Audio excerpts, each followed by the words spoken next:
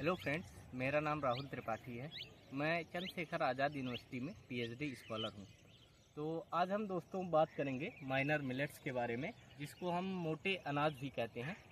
तो अभी आपने देखा होगा कि 2023 में इंटरनेशनल ईयर ऑफ मिलेट मनाया गया है।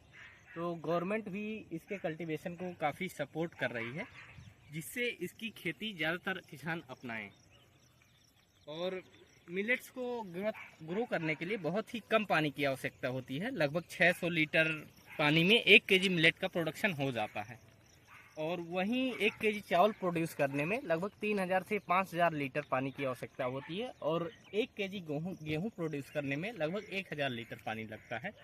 तो आप देख रहे होंगे कि मिलेट का प्रोडक्शन कम पानी में भी हो सकता है। और साथ ही साथ जो फर्टिलाइज़र होते हैं उनकी भी कम आवश्यकता होती है। और अदर क्रॉप की अपेक्षा मिलेट जो है वो काफ़ी सूखा सहनशील होते हैं। तो आइए अब हम आपको डिफरेंट टाइप के मिलेट से रूबरू करवाते हैं कि डिफरेंट टाइप के मिलेट्स कैसे होते हैं। तो ये पहली क्रॉप आप देख रहे हैं, ये बार्नयार्ड मिलेट है, जिसको हम सावा भी बोलते हैं। गांव में सावा कोदो जनरली एक ही नाम, मतलब एक साथ नाम लिया जाता है, पर सावा कोदो अलग अलग होते हैं दोनों क्रॉप। ये है सावा, जो डिफरेंट, इसका ग्रेन कलर डिफरेंट होता है। जैसे ये आप देख रहे होंगे, एंथोसाइनिन की वजह से पर्पल हो जाता है, और इसका तो सिंपल कलर है। तो इसकी एक खास वजह है कि ये बहुत जल्दी ग्रो कर जाता है और क्विक ग्रोथ होती है इसकी। तो एज ये राइस की जगह पे हम इसको बार्नयार्ड मिलेट को उगा सकते हैं और इसकी रोटी खा सकते हैं या एज ए खीर बना सकते हैं। और इसकी और एक और ख़ास बात है कि अगर पानी जहाँ भरा हुआ है वहाँ भी ये उग सकता है, और जहाँ पर रेनफेड कंडीशन है, जहाँ बहुत कम पानी हो रहा है, तो वहाँ भी इसको हम ग्रो कर सकते हैं। और इसकी अगर 1 हेक्टेयर में बुआई करनी है तो 8 से 10 केजी सीड पर्याप्त रहता है। अब हम आपको ले चलते हैं दूसरी क्रॉप की ओर, जिसको हम रागी के नाम से जानते हैं। ये रागी है, जिसको फिंगर मिलेट कहते हैं। ये आप देख रहे होंगे, जो फिंगर टाइप स्ट्रक्चर बन रहा है, इसका जो ग्रेन होता है वो फिंगर टाइप होता है, ऐसे इकट्ठा रहता है फिंगर में, तो इसीलिए इसको फिंगर मिलेट बोलते हैं। और इसको मडुआ भी बोलते हैं।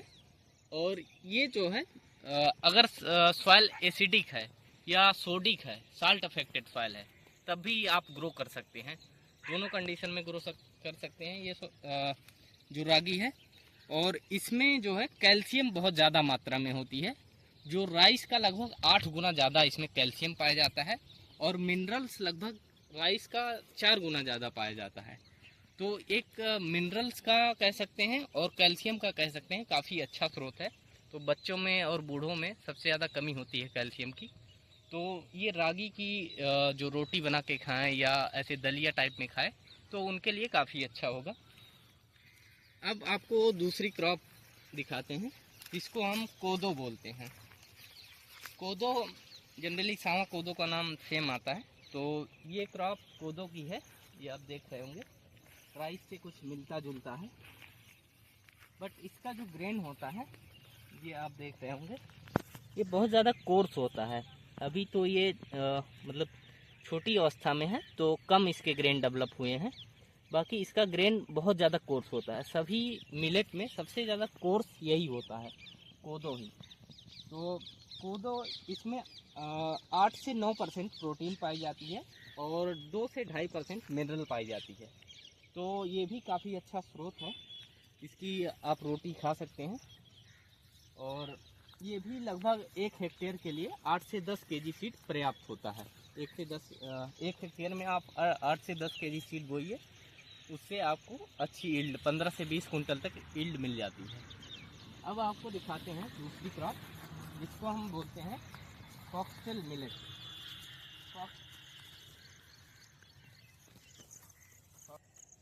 ये अगली क्रॉप है फॉक्सटेल मिलेट।